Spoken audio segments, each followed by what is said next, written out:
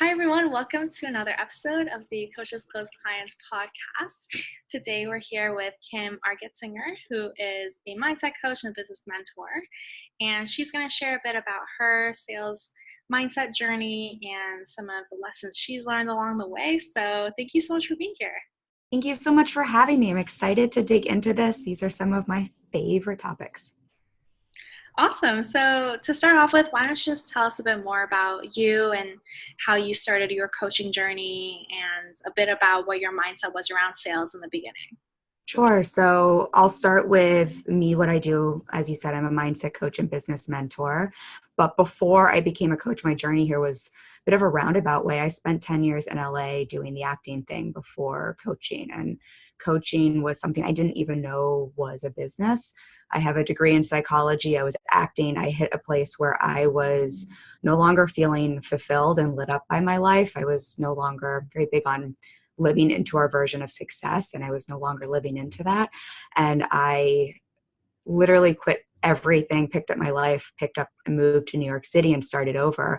And it was kind of on this journey search that I discovered coaching and fell in love with it, dove headfirst into it, and it completely transformed my entire life from the inside out. And from that also started a business, but definitely not something I came out of the womb knowing I was going to be a coach. And now it's one of those things, what is it, the Steve Jobs quote? You can't connect the dots looking forward, only looking backwards. Now, of course, looking backwards, it all makes sense. And I see how many entrepreneurial endeavors I had in the past. I see how much I've always been obsessed with business. As an actor, you're essentially running your own business. I also see with the degree in psychology and just how much I was leaning into coaching without knowing, but I would have never known this at the start. I always like to share that because I think sometimes when we're at the start of a business, we can feel a little like we don't know what we're doing, or is this the right path? And I always think we learn so much through taking action, and so much is clear when we're further down the path. So that's how I got here. Was the other question about my sales mindset? Yeah, so we were chatting a bit earlier and you were kind of talking about how in the beginning you didn't really like sales. And kind of tell us a bit more about that and what it was like when you were first kind of selling yourself as a coach, how that process felt for you. Yeah, I think it's one of the reasons I love this topic so much, and it's actually something I coach my clients on a lot, is because I resisted sales so much at the start of my business. So I think what's interesting for me is I'm actually really good at sales. When I was acting, I always waited tables, and I could outsell anyone. I got tips like crazy. I could like triple outsell someone. I had random sales jobs. I could sell these like crazy, large, disgusting margaritas that were like neon blue. I could sell the shit out of those. I don't know if I can curse on this, but I could sell those. And then when it came to starting my own business and selling my own work, nope, forget it. Didn't want to do it. It felt sleazy. It felt icky. It felt pushy. It felt so out of alignment. It felt like I wasn't being nice. It felt like I wasn't being of service. And so I did what we all do when we're scared of something. I buried my head in the sand and I resisted it and I ignored it. And the first year of my business, I was pretty much walking through mud uphill, growing it and getting clients. I mean, I was lucky I was getting clients, but I was getting them not through doing any sort of selling, and probably sabotaging and pushing a lot of the growth I could have had away. So very transparently resisted the heck out of it at the start and was not comfortable with it at all. And I love it now. So for everyone listening too, like it can so transform the other way. Right. And what was it for you that helped you kind of transform that thinking? Like what kind of realizations you have, or what kind of sparked you to really realize that you need to kind of own that and love sales in order to really grow your business? Just a few things. Definitely working with my own coach through this. I'm a big believer in coaches having coaches. And so much of this was my own mindset work and uncovering just what was coming up for me. I think just in terms of some tangible shifts or ahas I had that might help people listening. And one of the first things that really clicked with me is that selling is a form of service, and we can't be of service if we're not selling. And I think the biggest transformation, if we're all coaches, part of that transformation happens when the sale is made. So if we're coaches and we're basically offering life transformation, I mean, it's really powerful work, what coaching is. When someone invests in themselves and they put some skin in the game, that is the first moment that we start to create that shift. That is the moment when someone says, I believe in myself enough to invest in this, and I think I can create this change. If we don't have that investment, and there's nothing wrong with doing free work, and I know that everyone can be at different places in their business, but there's such a dramatic shift that happens when we put some skin in the game. And I like to think about this if we think about things we value outside of coaching that we really want. So I think exercise is always such a great example. If you work out for free at home, or let's say you invest in a really expensive personal trainer, my guess for everyone who's ever made that sort of investment, you believe you're going to get results, and you show up in such a different way when you put that money, when you put that skin in the game, when you invest in yourself with a personal trainer. And of course, they're helping you do that work, but part of that transformation happens when you decide to invest in yourself. And thinking about it that way really helped me to see how important selling is and how beautiful and of service it really is. I think the other thing that really helped me, and maybe this will help everyone as well, I think a lot of us as coaches can come from this. I want to caretake people. And I had this thing when I started selling where I just wanted to protect everyone from the scary pricing and the uncomfortable conversation.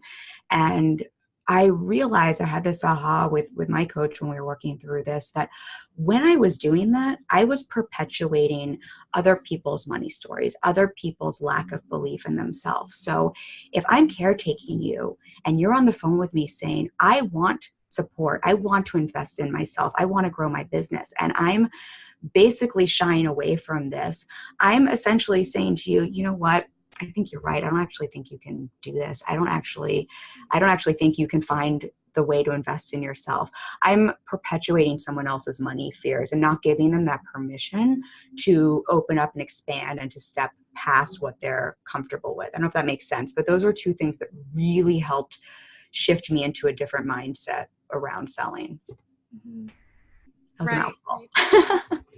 No, totally helpful. And I think a big challenge, especially for new coaches, is really like owning the price that they're putting out there, and standing firmly behind it, and thinking that they really can make that transformation. Because when you're a new coach and maybe you haven't had a client yet, or just have had one client, you kind of are scared, like maybe I can't provide enough value to be worth like $3,000, for example. What kind of advice would you give this like new coach, newly certified, or they just started on their journey to really have that confidence? Oh gosh, so many things. First and foremost, we get confidence through taking action. So I think a lot of us, especially as coaches, because we do so much with mindset work, and absolutely there's blocks we have to shift through. And I do a lot of work with my clients on just some of those stories we're telling ourselves. And also we gain confidence through taking action.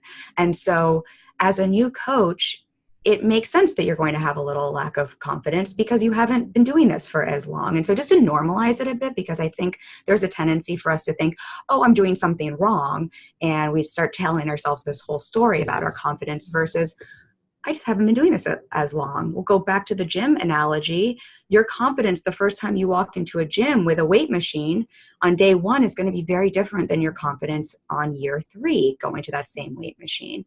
So I think just normalizing that a bit can help a lot. In terms of pricing and believing in what we charge, well, this is a dicey topic, but I really believe in, so a few things. I think first with pricing, I think it's so different for everyone. And I find for a lot of people, especially at the start of their business, they're crowdsourcing their pricing. They're looking to see what everyone else is charging. They're looking to see what they should charge. They're asking people what they should charge, which means we are basing our value in our business on everyone else's opinion and not on ourselves. And I'm a really big believer that no one can tell you what to charge. So at the start of your business or 10 years into your business, you really have to lean into pricing for yourself. And I'm very big on what is the price that feels easy for you to ask for now that you believe in, and then adding just a little bit on top of that. I don't necessarily think new coaches should be charging giant amounts out the gate. I worked for free. I did 100 free sessions before I charged anyone, because that's what I needed to be able to confidently charge. And so I think finding where you don't need to do 100 sessions, but finding where you fit or where you sit in that landscape so that you're charging from a place that feels good, because when it feels good and you say that price, people are going to energetically pick that up on the other side.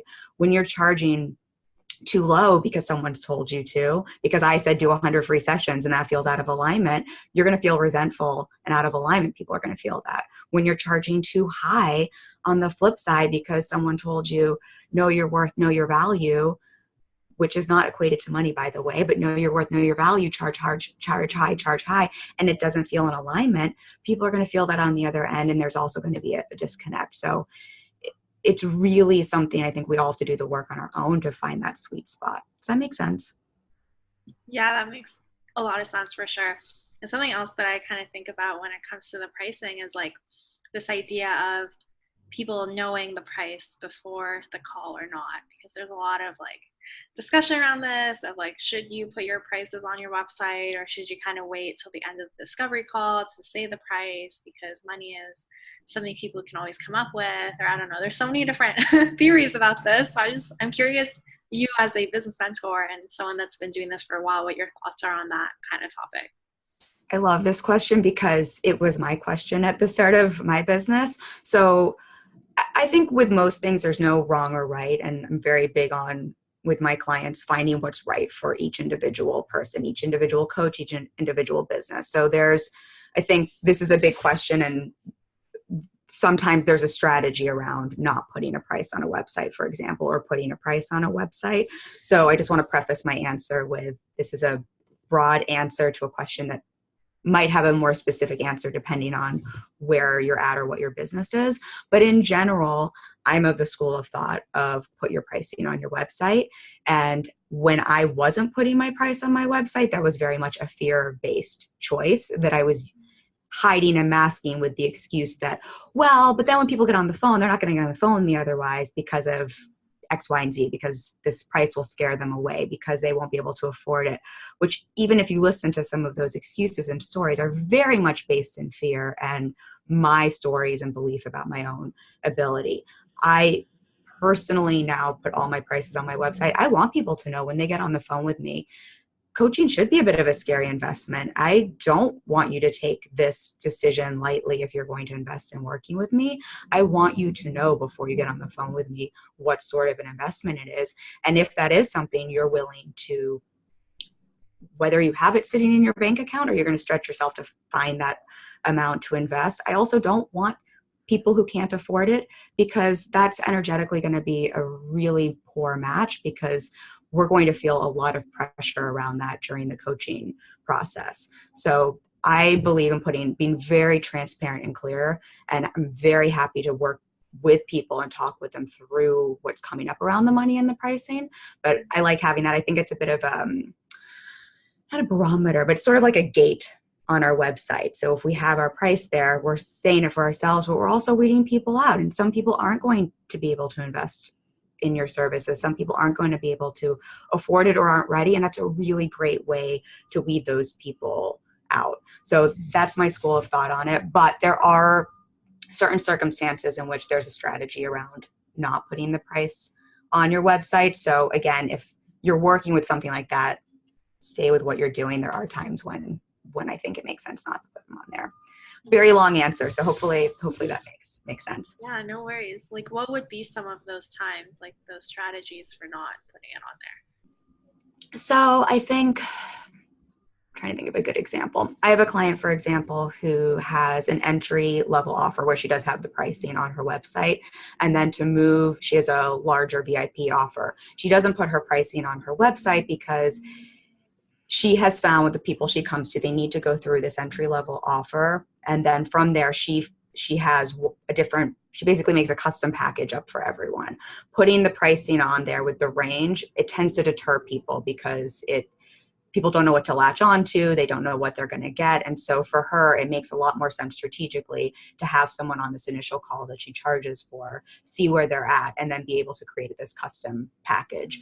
And we've tested it both ways. When she puts pricing starting at whatever, then people come on the phone, it's a custom package, and suddenly it's a very different price than what she's put at where it starts, and it's a disconnect with people. So I think that's something where she's being very intentional and strategic about why she's not putting the price on the website. And I think sometimes too, let's say you are at the beginning of your business and you're still figuring out exactly how you work best with people. And let's say you're wanting to, I have one client, she's at the start of her business. She's still taking on her first clients. She wants to have a little wiggle room with her pricing, because not that she wants to discount her services, but she wants to be able to work with someone and still take them on if there's a little bit of a negotiation. So she's not putting the price on her website right now, because that way she has some more room to work around the price with new clients. So it's intentional, it's strategic, and there's a reason behind not putting it on the website. Does that make that more clear? Yeah, for sure. Whereas, so that's more for like a custom thing. Whereas for like a evergreen group coaching program, it might be best to put the price. I personally believe be as transparent as possible. Mm-hmm.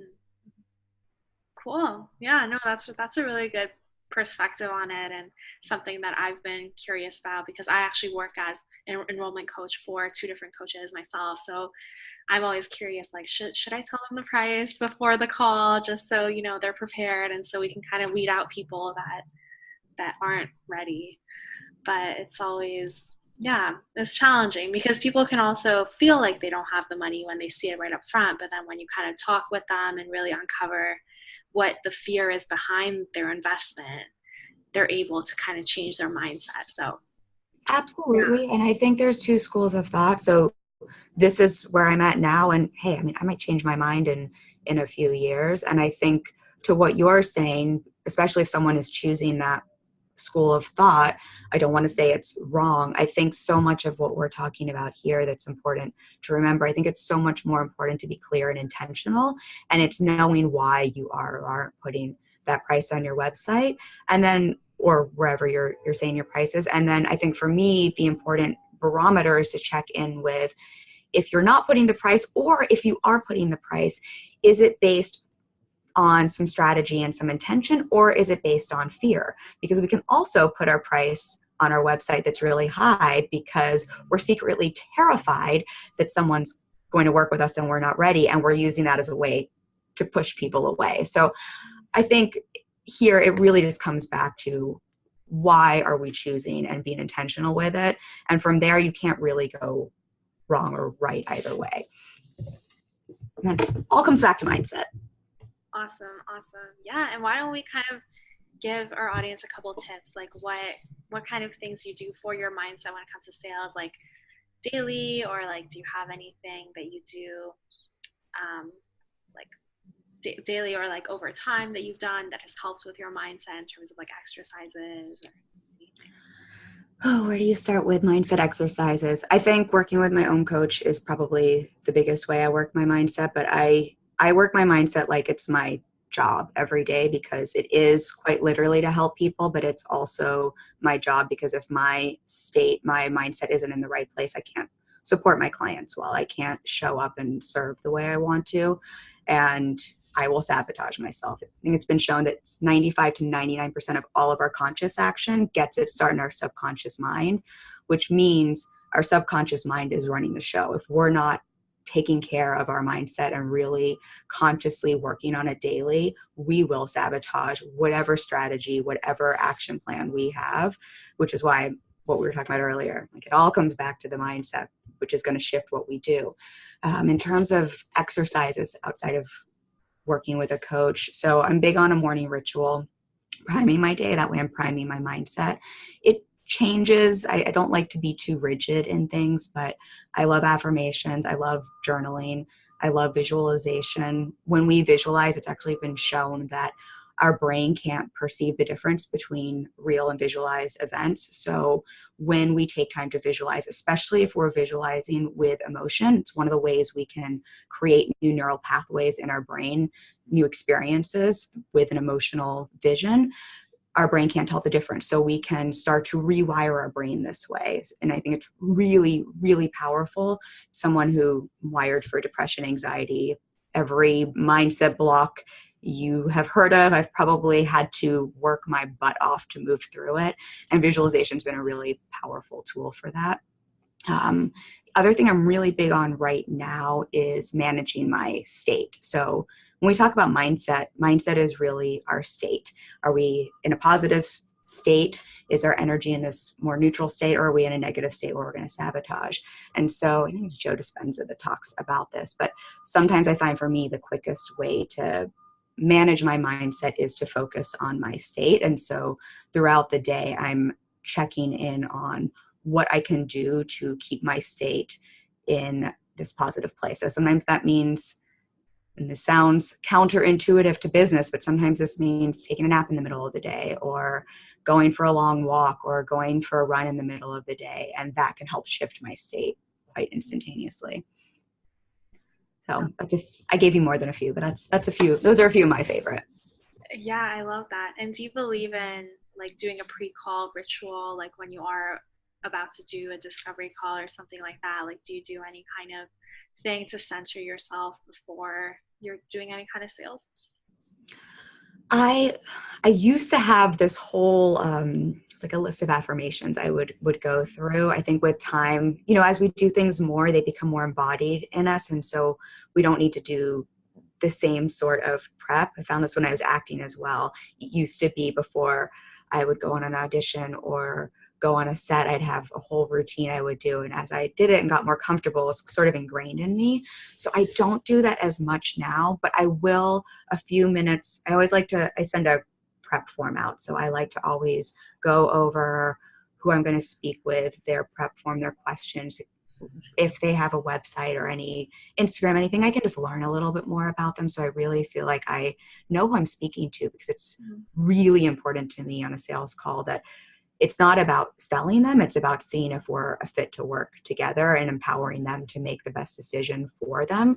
So the more I know about them and what their needs are, the more I can help have that become clear for both of us.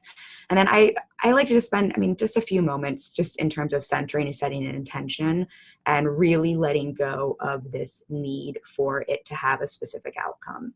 So similar to acting, do the same before auditions. When you go into an audition and you're needy and desperate and you really want to book a role, everyone feels that. When you go in with the intention just to show up and be in the moment and perform whatever the role is, magic happens. You improv in ways you couldn't imagine, and then you just leave it in the room and you go. And if it's meant to be your role, you book it. And if it's not, you've had an amazing audition. And so I like to just set the same intention before a coaching call or a sales call, that I'm letting go of the outcome and I'm here to be present and focused. And it's about the other person. It's about serving them. And no matter what, we're going to have a great call. We're going to be connected.